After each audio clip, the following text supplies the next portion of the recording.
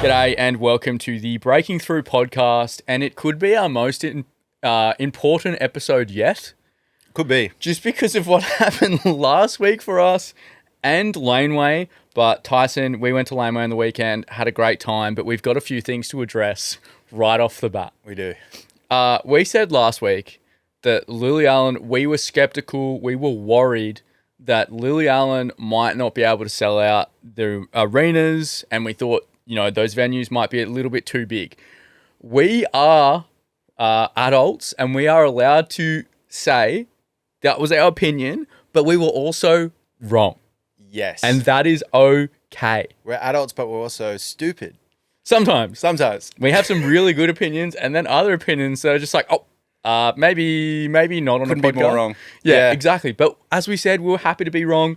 Some of the comments we got on those videos that I uploaded were insane. The mums are coming for us. The mums did not like us, and that's okay. Lily's got some big fans here, and we know that now. Hey, it was great to see how popular she still is. She's more popular than ever. This is her biggest tour. And someone commented on my videos, I can't confirm this, but apparently Melbourne's one of her biggest streaming cities. Wow. So that would make sense as to why there's an extra show there. Yeah. And an arena show there. So happy to be wrong on Lily Allen. If you're going to the show, awesome. I actually had someone on Hinge message me yesterday and was like, I've got a bone to pick with you. And I was like, what do you mean? And she's like, you said Lily Allen wasn't a stadium show, whatever, blah, blah, but I can't get tickets. So how's that the case? On fucking Hinge. Damn. You're copping it from all angles. On fucking Hinge. So, yeah, Lily Allen, I mean, I'll go to your show. Fly me down. I'll go see. And then you can all just rip on us down there. What we did over the weekend, we went to Laneway. Yes. And, and at Laneway that night, over the last couple of days, I know I've been asked to speak about this a lot. This is going to be a case of I'm not going to entirely agree with Laneway, but I'm also not going to completely agree with the punters, and that's okay. Yeah. Do we want to start positive? Do we want to start negative? Let's start positive. Yeah. Positive. I actually really like the venue. It obviously has its teething issues. I think everyone can admit that, which I bet Laneway would probably admit that. It's their first time there. But I had a really good day. I think I'm going to say the Dare was probably my set of the day. Okay. I really enjoyed his stage presence.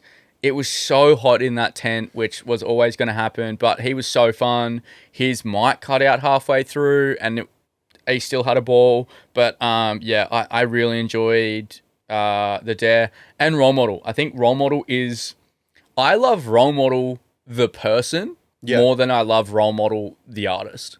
Okay. I think it's just a personality thing. Yeah, he's so funny. Yeah. And I think that comes through, but yeah, those two were probably my standouts. My standouts, 100% Chapel. Amazing way to end the festival. She's got it. I feel like she might have been a bit jet lagged. The energy was a bit lower than other times that I've seen her, but incredible. My other standout was Geese at the jockey stage. The jockey stage was kind of cool. It was kind of the most natural sort of stage, had a lot of trees. The crowd there was awesome. I did see a couple of people get blocked from coming into the Geese stage, even though there was a lot of space there. So it kind of hurt to see a bunch of people, hair just like me, being suppressed. Yeah, and I think that jockey stage, that was a big boy to get up. So I think people's concerns on the jockey stage are valid. If it rained, there would have been a lot of people slipping and sliding down that hill.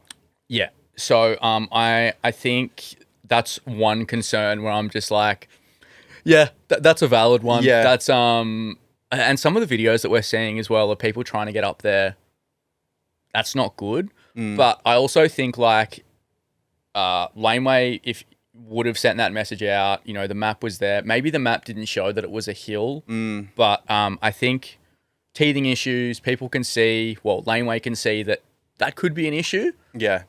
And you know, I have full faith in Laneway to fix as many as these issues as they can. But oh man, the last couple days of, I think with TikTok now as well. Oh boy, what's your take on like the whole issue that we're seeing? Is it warranted? Is it not? Dude, I was incredibly lucky. I didn't get stuck in any lines. I didn't get blocked from going anywhere. I had a pretty chill day in the considering of it. But seeing all that stuff on TikTok with people, you know, disabled people not having access to get places, people getting blocked out of Pink Pantherist, Geese, it did suck to see. I mean, you bigged up the site, but I say it's got some issues to it. Mm-hmm. I didn't like the everything ecstatic stage, that tent stage. I thought that was the weak part of the festival. Just it's where it's situated. I didn't like it. It felt a bit like, I felt like cattle going through that area, especially with that bridge that they makeshifted.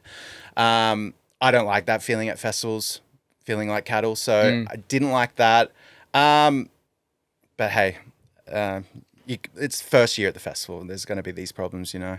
I think the accessibility, it's hard for us to talk about because we didn't deal with those experiences. Yeah. But what we're seeing, and I think Laneway has always been good at this from what I've seen, is that they are willing to hear feedback. And they put up a post saying, we're sorry. If you have any feedback, please email us. Not every festival does that. We want to sincerely apologise for the challenges faced by patrons with accessibility requirements at Laneway Gold Coast. We immediately began reviewing our process and have spoken with affected patrons, blah, blah, blah, blah, blah. They put that on their story. They don't have to do that. Yeah. And I think when festivals have things go wrong, it seemed like there was miscommunication about exits and from security and that type of stuff. That's not good, but how you deal with it is such a big way to show who you are as a festival. Yeah. For them to go, could it have been a little bit earlier? Could they have said this yesterday? Sure. But I think to come out and say, we're willing to hear your feedback, we're willing to do this, blah, blah, blah, blah, I think that's good. But on the day, you can understand people's frustrations. Yeah, 100%. Now, I think most people's issue was, you know, we were seeing people outside of Pink, and as a punter, that's not what you want to see for exclusive acts. So everyone was waiting, trying to get in. Now, going from Role Model to Pink in that little area, it looked like that's where everyone was. Yeah. That's not safe. That would have been the most dangerous sort of like crowd movement, I think, of the whole festival. Yeah, that's not safe for a festival. So we don't know. I think a lot of the feedback is Pink should have been on the main stage. Something that I think punters might not know is sometimes artists get a choice of where they want to go. I've dealt with artists before that have played festivals and, hey, do you want to play the night on the second stage or do you want to play early in the day on the main stage? And it's kind of like a choice that they can make. So who knows, but don't 100% blame Laneway, I guess is like my thing that I'm getting at because... And it's always Laneway will put, or any festival will put crowd safety ahead of everything else on the day. Yeah. Could how Southport, Sharks, the venue, could that change next year? Of course it could. But on the day, when you can't change things around, crowd safety is going to come first. You're going to complain. You're going to have issues with it. And that is 100% understandable. But like things could be so much worse if they just let them play out. Yeah. And, you know, I heard a lot of people complain after it, which is fair enough. But, man, I think it could have been so much worse. And so much happens behind the scenes that we don't exactly know why things happen. But, man, I know it sucks. I think going from Role Model to Pink Pantherist to exclusive acts, a lot of people were going to do half and half. that's a problem that maybe we try and work out next year. Yeah. I mean, the festival was definitely sold out. We said last week, they were only on third release a couple of days out. It definitely sold out. It felt like a lot of people there. So it was always going to be an issue, I just like more space or less tickets sold, just to give everyone there a better experience. I mean, they had that whole field when you first walked into the festival completely just empty, where you could have put that everything ecstatic stage there and had a bit more, space between. It might have been traffic. There might be traffic issues, I guess, getting into the festival if you use that field, but I think it would have been way better. Yeah, no festival's ever going to go, let's sell less tickets. Yeah. So I think next time, I agree, that field going in, have the jockey stage there. That would be cool. Obviously, we don't run these festivals, so we don't know if they could have access to that in the future. But I think Laneway, they're probably the best festival we have in Australia. I agree. So I think they would be looking at everything. It would be a tough few days for them right now. Some people aren't commenting the nicest things. So, they would be starting the reviews. As I said in the post, they're reviewing, and I think that'll be a process that goes on for a while. But it was their first time there. Man, I just hope it doesn't scare the people that are really pissed off for going next year. Yeah. I mean, props to them. Like, the one thing that we got to give them props for is this is the best curated festival in Australia. Mm-hmm. All new artists, just an amazing group. Artists that have, since their announcement, have blown up so much. Pink, Role Model, The Dare, Geese. These lineups are just incredible. So props to Laneway for that. Did you hear about the AI music that was being played? I've looked into this AI thing at Laneway quite a bit, and it didn't make sense to me because Laneway is such a artist first festival, is always before the curve in getting those artists on, before anyone is really on them. So I think seeing that was quite jarring because I was like, is this real? Yada, yada, yada. Luckily, Laneway has posted a comment, and I will read you the comment because I think it's put pretty well. Yeah. And it was just on a random post that they had, and a lot of people were mentioning it. It says, "Hey, one of our playlists. Hey, our institution." Can you read? I can't. Our set list that plays between sets, I can't say that word, are curated by the Laneway team and feature artists we love. An incorrect playlist was briefly played at Gold Coast and quickly fixed. And this is the important part. Laneway do not support AI-generated music. Supporting artists is core to what we do. So essentially, it was just a little fuck up. Yeah. It was a playlist that didn't mean to be played at the start of a day. Who played it? Was it a sound guy? I don't know. Sound guy behavior. We are not blaming sound guys. We are not blaming anyone. That is not what this podcast is for. But it was a little fuck up. And what I think, if this is the only issue that Laneway had on the day, it would be fuck, that sucks. Yeah. And then move on. But because there's a lot of issues that are being spoken about, you add that cherry on top, not good. So, again, Laneway coming out and saying, this is what happened, admitting that something went wrong, and saying that they don't stand for it. They're trying to make it better. Perfect. Yeah. So, that's another thing where I'm just like, with everything that's being talked about right now with AI, just not good timing. No. So, that sucks. But hey, as much as everyone's angry that went to Laneway, or a couple of people are angry, best crowd, I think, at an Australian festival. So chill, so respectful, fun, no issues that I saw. No one was fighting. No one was... Imagine getting into a fight at Laneway. But that's Laneway for me. It's not I don't want to shit talk any other festivals, but it's that festival where it's like everyone is genuinely there for the music. Yeah. Where you might go to some other festivals and people are just there because their friends are there or because it's the thing to do. If you're going to Laneway, you love music. Yes. Which I think Laneway has done that very well. Also, so many women. There was like 80% girls, I think, at Laneway.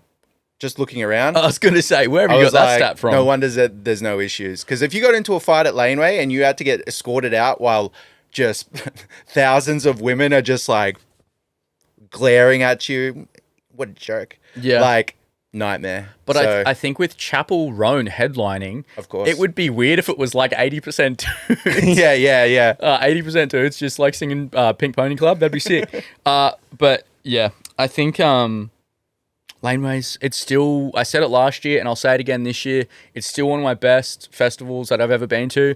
And what I find interesting is that we haven't heard a peep about Sydney. Sydney was the next day, and I haven't seen a single video that is negative about it. Everyone was out pretty quickly. I know a lot of people had issues getting out for the Gold Coast one, but I think, you know, they said that it was going to take a while to get out a couple days before. We have this at every festival, like moving thousands and thousands of people after the main headliner set. That's going to take a little bit of time. Yeah. And I think the only people that have a real concern is the people that needed accessibility. And seeing those videos, that bad boy hurts, and I'm sure that would hurt Laneway as well. Sure. I left like 1 minute before Pink Pony Club ended. I was out fine. It's just being prepared. Yeah, I think I was like 2 songs. I don't even think I saw Pink Pony Club. We have, and I think we've spoken about it a little bit over the last couple of weeks, but one of my favorite things to do is super early predictions for Laneway next year. This bad boy has just finished. It's still going in some cities, but Laneway 2027. Yeah. Headliner predictions. Who have you got? All right, I've thought about this with the current trend that they're going. You know, last year Charlie, this year Chapel. I'm thinking a great one for next year would be Lana Del Rey. New album coming out soon. Hasn't visited Australia in a while. She'd headline a fest down here. I think she's very prepped to be the next headliner. Laneway's a good fit for her as well, but how many times over the last couple of years have we heard the promoters have tried to get Lana and she said no or something's happened? Oh, man, I think I don't know if Lana could or would want to, from, you know, everything that has been commented on or hearing, that she would commit to a whole Australian festival run. I would love to say that, but geez, that would be, and that's that act where it's like she hasn't been here for a while. The intergenerational fan base is there.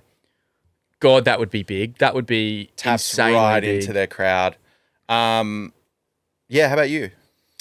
I've said it before. I've said it again. If you were listening to the first pod, I think I said it then.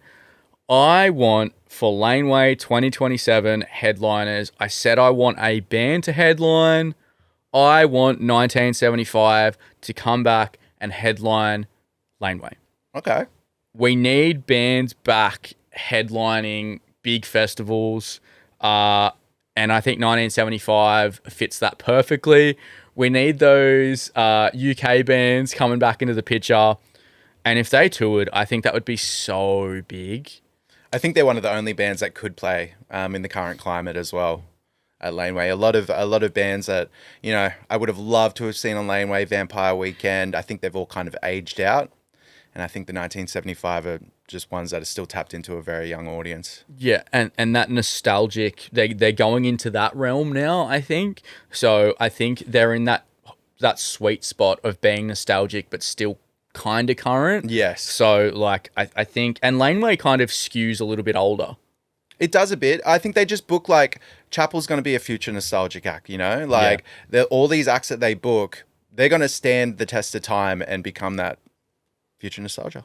But it was one of my first thoughts as I was leaving was like, how does Laneway top Charlie and then Chapel? That is such a hard thing to back up from, because I think Spilt Milk's going to have the same issue this year. How do you top Kendrick? Yeah. And Laneway just happened to do it 2 years in a row.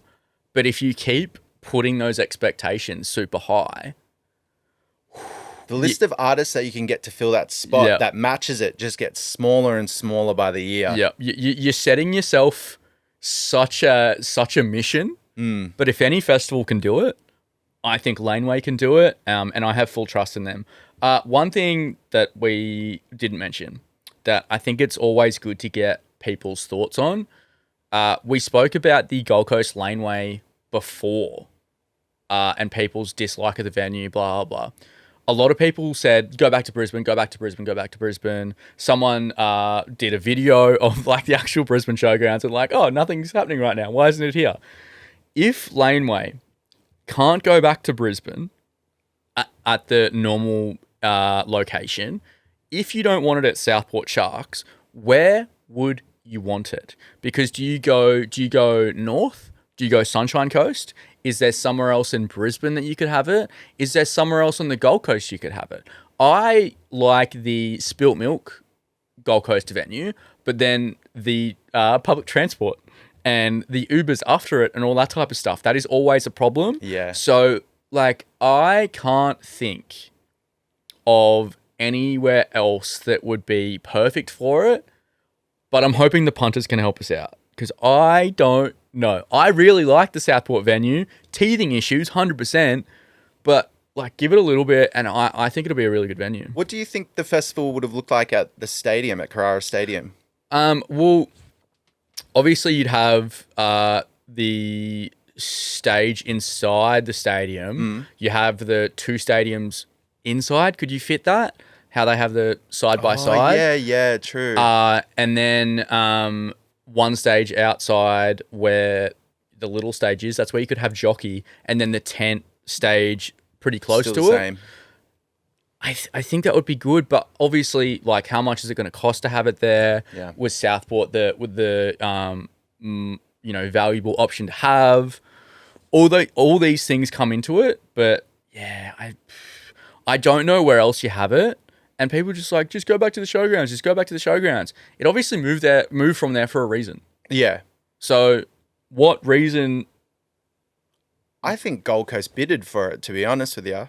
I reckon the Gold Coast has given some money to them to have it on the Gold Coast. It's a tourism tactic. Well, they worked very closely with the council. Yeah. So, and that's a green space at the Southport Sharks. Yeah. They can work on that venue to see what works, what doesn't work. Yeah. And they're punters as well. They would have seen what worked and what didn't work. We just need to figure it out. Yeah. I would love to get on calls with them, be like, I didn't like this. I like that. Let's do this. Yeah. When you're doing the programming and the site map for it, let's go. Maybe not that there. Let's do that there. Yeah. I think I've been struggling with this the last couple of days. Where does Laneway go? And I think Southport's the place for it right now. I think so too. I'd love to see it stay there. I think they just need to fix some problems. This is the first year, guys. Like, don't hate on Laneway because it's like, in ways, it's sort of a psyop. There's international festival, curators that want all these like independently run festivals out of Australia, and they want to bring major corporatized stuff over. Don't let them do that. Support Laneway. Obviously, tell everyone your problems. They'll fix them. Laneway's being very like apologetic. But yeah, don't hold these grudges. It's not good. Yeah, and I think putting out stories and commenting back and that type of stuff shows that they're wanting to help and work out the things that need to be needed. And yeah, that's fine. But it's sort of this stuff that happened with Big Day Out as well. Just their crowd turned on them, and the lineups were still good to the day that it ended, but the crowd just turned into... People still talk about those lineups, and it's like, we don't know how good we have it until it's gone. Oh, yeah. Like, imagine if Laneway wasn't here. Yeah. That would suck. It would suck so much. All right. I think that's enough Laneway chat. Yeah. Oh, pardon me. We had Bad Bunny. Let's go into international stuff for a sec. Bad Bunny played at the Super Bowl. Mm-hmm. Lady Gaga was on there. Ricky Martin, who was just here in Australia. I think it was a really good show. I enjoyed it as well. I think the things that I like about it almost just as much is the people that hate it. Oh, yeah. I think it's so funny how Donald Trump was like, this is the most disgusting show ever, blah, blah, blah, blah. And then it was just, most people enjoyed it. I got none of the controversy. And a lot of the people complaining are like, guys in their 40s that don't understand the music because it's not relevant to them. Yeah. And look, when you get older, you can go down two paths. You can go down a bitter path or you can go down a corny path. So make your choice. And it's a Super Bowl halftime show. Yeah. It's not the end of the world. Exactly. If you don't enjoy it, you didn't enjoy it. Yeah, it's not that relevant to Australians anyway. There's a lot of chatter here about it, and I kind of don't understand that. But props to Bad Bunny. His shows are going to be huge when he gets here end of Feb. Well, he's got 2 shows here, and I think it's 2 Sydney shows, and don't quote me on it. I think there's still some shows for that second Sydney show. I would say his halftime performance will probably help him sell a few more shows, because he's big here, but he's a lot bigger overseas. There's a language barrier. There's a big language barrier. His reach is growing, obviously.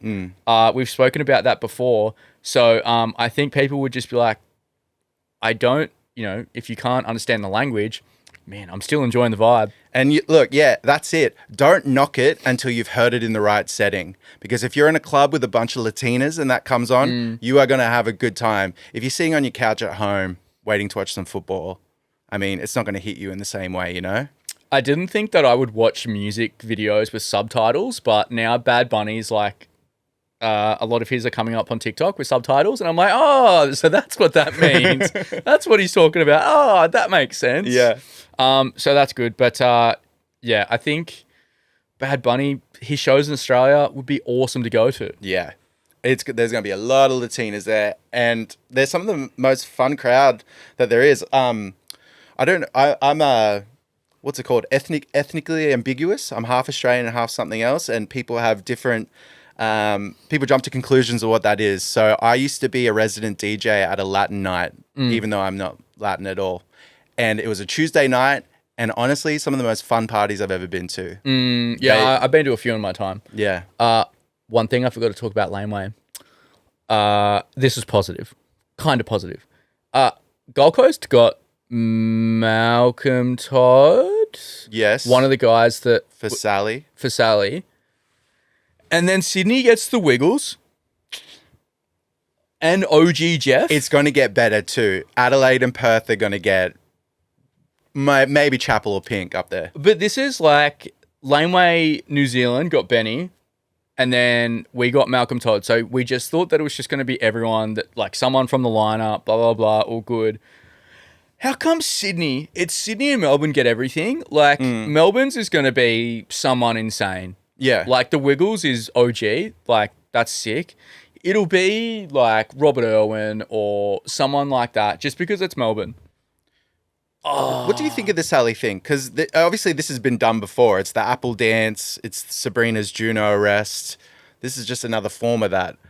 But it doesn't seem to be as bigger artists. It's more B-level, C-level sort of acts. I think the whole Sally thing is one of the smartest things an artist has ever done, because it's going to take so long for it to get old. Yeah. Because you can have so many different artists, you can have so many different pop icons or people in society that I think half the reason I was there and stayed so long for Role Model Set is because I wanted to know who Sally was. Yeah. So it's giving me more time to Role Model, but just a super smart marketing decision. Yeah. Whoever came up with that decision deserves a medal. Yeah. Because it's never going to end. Each city or each country you go to, it can just give that Australian or country feel to it, or that city feel to it, of whoever it is. With how funny he is, plus his songs are catchy, man, it's such a good mix that I was just in awe of how well it is all put together. Does he still do the thing where he's like, hey, I'm Harry Styles? introduces himself as like someone different every time? I don't know. I didn't hear. I was having a few yarns with friends, but like how he has, his alter ego and that type of stuff. Like his online presence is so funny. So, yeah, I probably really like him more than his songs. Yeah, but that could change over time. Other tours, man, 2026 already. We're in Feb? Yeah. So many tours are being announced, about to be announced, and we obviously got some at the end of last year. Like, we've got Tame Impala about to announce. Frontier's teasing that bad boy. Zara Larsson just announced. That was a tour we all wanted to see. Wolf Alice announced last week. Joji's getting teased. Guns N' Roses Adelaide show just got announced. Aussie tour's probably coming. Yeah. We've got Noah Khan about to announce. We've got Harry Styles that's announced for end of the year, and we've got like a lot of those shows. Like Morgan Wallen's is supposedly supposed to be here at the end of the year. I can't keep up. We're back. Australia's back. We're back. We're a destination again. We're a major touring destination again, which feels good. We can't screw it up. I mean, it must be a myth now that like people aren't buying tickets anymore. I think we're selling more tickets than ever. I feel like we've never been this popular since probably like 20 years ago for touring acts. It's a major economy boost for us, and it's great. There is a lot being added. What do you think about that Tame Impala posters with the end of summer? Do you think it's going to be announced end of Feb, or do you think the tour's coming end of summer next year? I think it'll be announced this week. Okay. Those tour campaigns never last long. So, and I think Frontier is very good at giving, well, no, I shouldn't say very good. They're the gold standard out of promoters at promoting what's coming, even if it's a couple days. Like if you look back to when Lorde was announcing, they did similar things. So, and those campaigns last a couple days. I would be surprised, happy to be wrong, if it wasn't announced this week, because we knew Tame Impala, and I broke this news last year, that if you went to his website and signed up to get the album pre-sale or whatever, you got the code for his Australian dates. Right. So that happened at the end of last year, and then this is being pushed now. We've known this has been coming for a while, which I really like how they've done the Tame Impala one, because if you go back to when that album thing was being announced, or, on his website, that's when you start saving money. How many times have we said we don't have enough time for artists from, announcement to, going on sale for so many acts? Tame Impala, we've had months to, prepare how much this is going to be, blah, blah. Really like it. I wish everyone did it. Arena tour, you reckon? Yeah. Yeah? Do you reckon there's going to be a festival in between there that they might do? No. I don't think so, because if it's end of summer is a good, is that going to be end of our summer? Is it an end of summer somewhere else with including other I feel like places? we might be the end of the world tour that he's doing. I feel like we'll be at the latter end. So I think arenas as well, you can go anywhere in the year. So I don't know, maybe I don't know. Maybe end of the year, but I feel like that's not many artists go, announce and then leave it for months and months and months. So I'm not too sure exactly when we'll get that, but we'll get that announcement very soon. Yeah. What's as you said, we've had a lot of artists announce over the last little bit. It's getting a little bit overwhelming, especially after last year as well. Are we almost at the point where we're full of tours? The comment I get the most is hold on, wait, bank account's really hurting.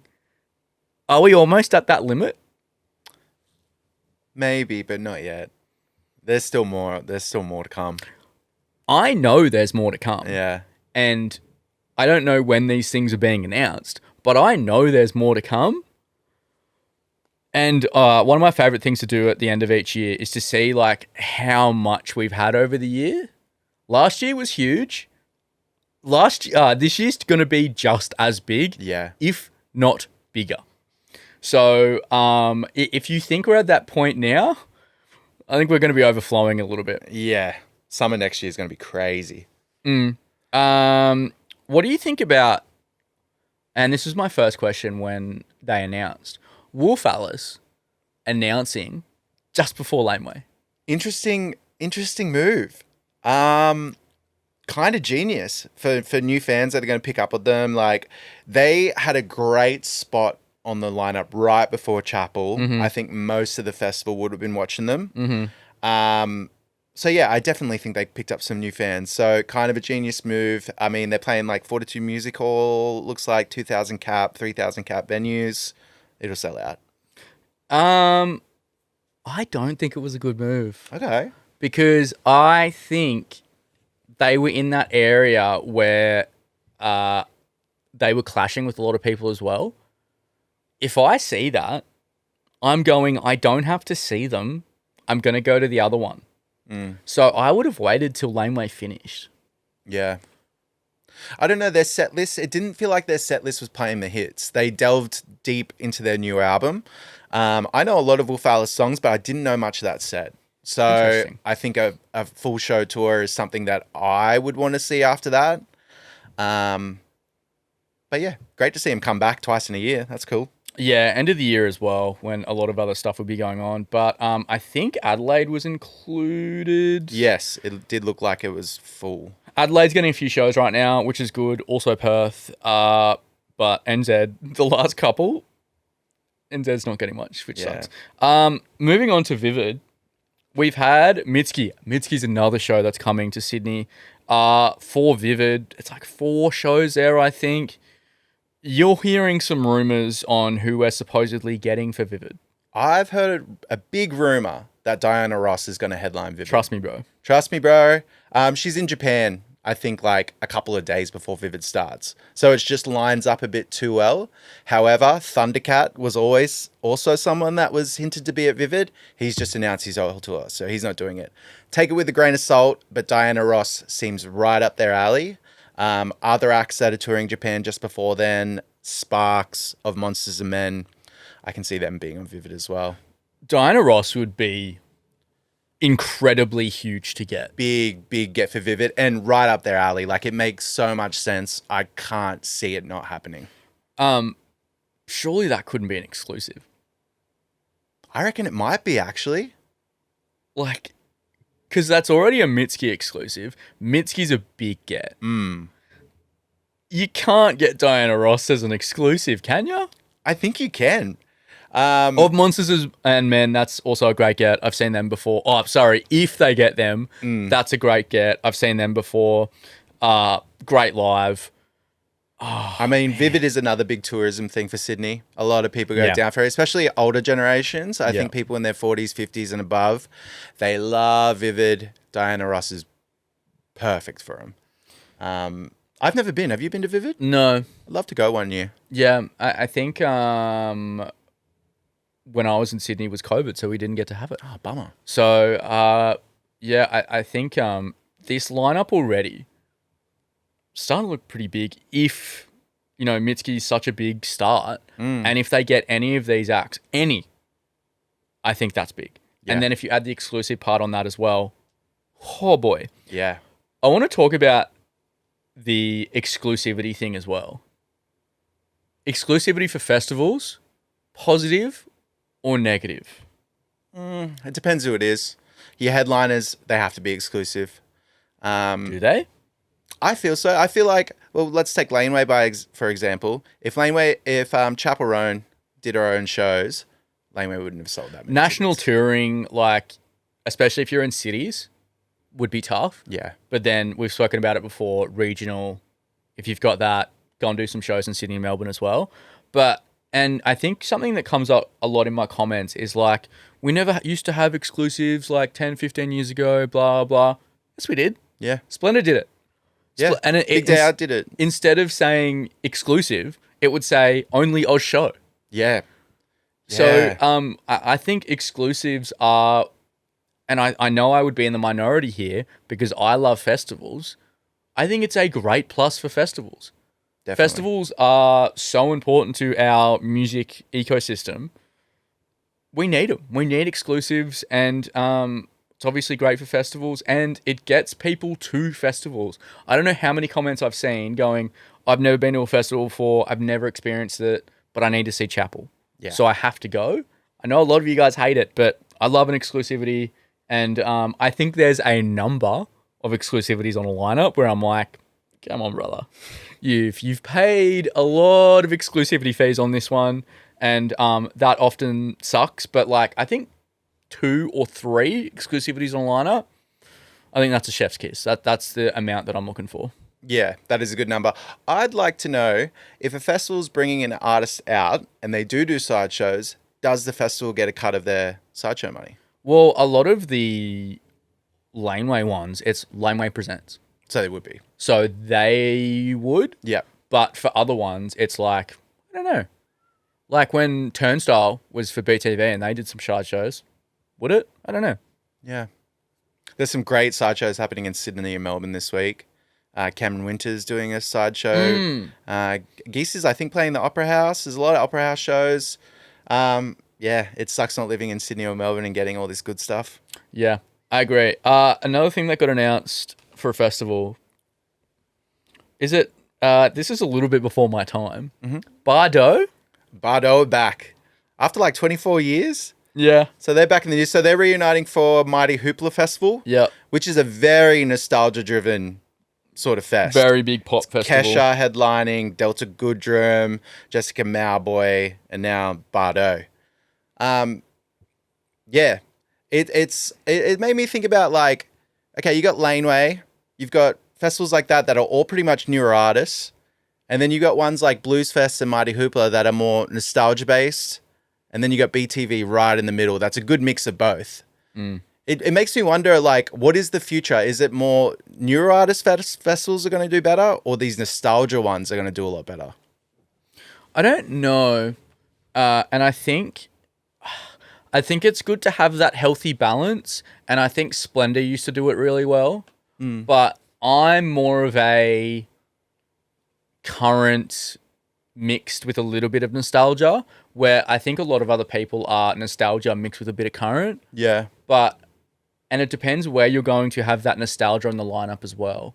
But I think it's such a selling point getting a band or an act together that haven't been together for 25 years or whatever it is. And this has been a trend for a long time now. I think so many old acts have gotten back together, done the reuniting thing. It makes me wonder how much more nostalgia can we dig up that hasn't been touched yet? I mean, there's always going to be more nostalgia. The longer the years go on, an act's going to go from current to not as current anymore to verging on nostalgia. And then when they go into that nostalgia realm, man, festivals will say, we haven't had that for a while. People love nostalgia and pick them up. It's just a cycle that acts go through. It really is. Yeah, you become a legacy act so quick now. I mean, I hope it's not that quick. Yeah. But there's also a time where it's like a nostalgia pick is often value for money as well.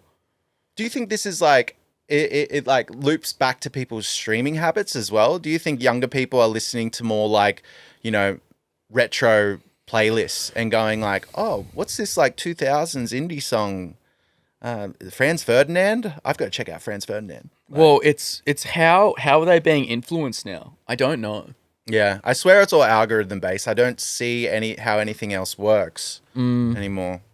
Yeah, that's tough, and only they could tell you how that happens. But yeah. I think music platforms have so much of a hold on, like, one thing that I'm noticing that I'm doing is I'll listen to a song for a couple of weeks, but because Spotify has just played it for me and I haven't put it on, I really like the song, but I haven't bothered to check what the name is. Yeah. So when Spotify takes it out of the, my recently played or whatever, because I'm too lazy to put it into a playlist, I won't be able to find it again. Yeah, it's just gone. It's just gone. So I think it's taken out the hassle to actually put in effort to make more playlists or check what songs I like, because I'm just at the mercy of Spotify at the moment. Yeah, exactly. Which sucks. But And how do you fix that? I don't know. Well, to actually get off my ass and check what I'm listening to and put on specific playlists and that type of stuff. But it's just in a routine of like, I'm going to work, just chuck that on, please, and deal with it. Yeah, I don't want to think about what we're listening to. Yeah. But there is something, the thing that I like about these nostalgia bookings is that, like, I can go to festivals with my mum now. I can go to Blues Fest with my mum, catch, like, an old act that we both like. Like, it is cool for that reason that it's kind of families are coming together at festivals now and going together. So it's pretty cool. But is there anyone, Australian artists, that hasn't reunited yet, that have broken up, that you'd like to see come back? Powderfinger's an obvious one. Powderfinger, Silverchair, where it's like, I reckon I'll get a message maybe once a month of going, hey, have you heard the Silverchair rumours? And it's been for so long now, but like they're the two that stand out to me. Yeah. But I would also, I think when I first started getting into my festivals, I saw Violent Soho at Grooven, I believe. Yeah. And I think they've not been performing for a while now, that it would be cool to just get them back on a lineup. Yeah, I think it's too early. Maybe in like 3 years I can see them getting back together. But yeah, but it would also, where the festival would be, if it's just like a one-off festival, all that type of stuff. But I think Violent Soho, like, I haven't seen them in 10-ish years, or a little bit before 10 years. Yeah. So I think they're probably the three bands that I would like to see again. You know what I'd like to see? And it might fit onto this Mighty Hoopla thing, because Mighty Hoopla's a very like LGBTQ sort of like festival. I feel like Operator Please reunion could very well be embraced by the girls and gays. And the days. That's a name I haven't heard for a while. Hey. That is not bad. Great band. Yes. I think we should finish off with, this is something that has started to annoy me at festivals. And I don't know if it's just a me thing, but I'm really getting over people sitting in the mosh. Like, as someone's performing and it's like, if I'm trying to move, I don't want to stand on your hands, and you're sitting in a really bad area. Laneway had it a lot on the weekend. Yeah. Boy, I don't know if that's a me thing, but I didn't like that at all. It happens everywhere. The most annoying instance was when I went to Primavera last year and Chapel was headlining, and girls were camping out for Chapel and just sat for that. So just at the front, or like the whole way through? The whole way, like through the whole field. It wasn't cool. So yeah, I was farting on them and stuff. I was spilling my drink on them. I feel like you should be allowed to spill your drink, fart on them, like if they're sitting down. There is stuff that you can get away with. But worded that wrong. Oh no. I remember walking in, I think it was before the Dare, and I think 3/4 of that tent was just people just sitting down before it started. Yeah. How are people supposed to get through? It sucks because it looks like there's space from the outside. Yeah. So people will like push over, and then the only people, like, obviously people sitting down cop a little bit of it, but it's the people around you that's really going to cop, people trying to barge through and stuff like that. So it's disrespectful. And there's going to be people that don't care if they stand on your feet, stand on your hands or whatever. Like, it's just not a good situation, and it's not a safe situation. No, it's not. So stop doing it. If we could stop sitting in the mosh, that would be awesome, especially if, like, you accidentally get your hands stood on or whatever, and then you're blaming the person when they didn't mean to do it. That's not cool, man. Yeah, that's really not cool. Let's not sit there. I don't know if that's just a us thing, but yeah, let's not do that. But I'm hoping we have better festivals, experiences for everyone coming up. I think that's our festival season major. It's done. It's pretty much done. Oh, Blues Fest is coming up, I guess. Blues Fest is coming up. That's a camping festival. That's near us. But national touring festivals, like, obviously Laneway's got a couple more to go, but then they're wrapping up. We're on break. Yeah, we've got a long winter ahead of us. I don't think there's anything really coming this winter. No, there's a few little festivals, but nothing on that scale. Yeah. So I guess then we'll go back into looking at lineups and predictions and who's coming. But, we'll have our announcements soon. Yeah. Also, if Splendor and Grooven are going to come back, they're running out of time to say if we're on or not on for this year. So they're never coming back. Yeah, I don't think so either. But I didn't want to end on a bad note. But see you next week. Have good experiences at Laneway if you're still going. Yeah, have fun in Melbourne, Adelaide, Perth. They're going to be the shows to be at. They're going to be the big ones. Adelaide and Perth, please sell out Laneway. Please sell out. You're the only ones that need to get to that point, so you can get more shows and more acts. Exactly. All right. Love you guys. See you, team.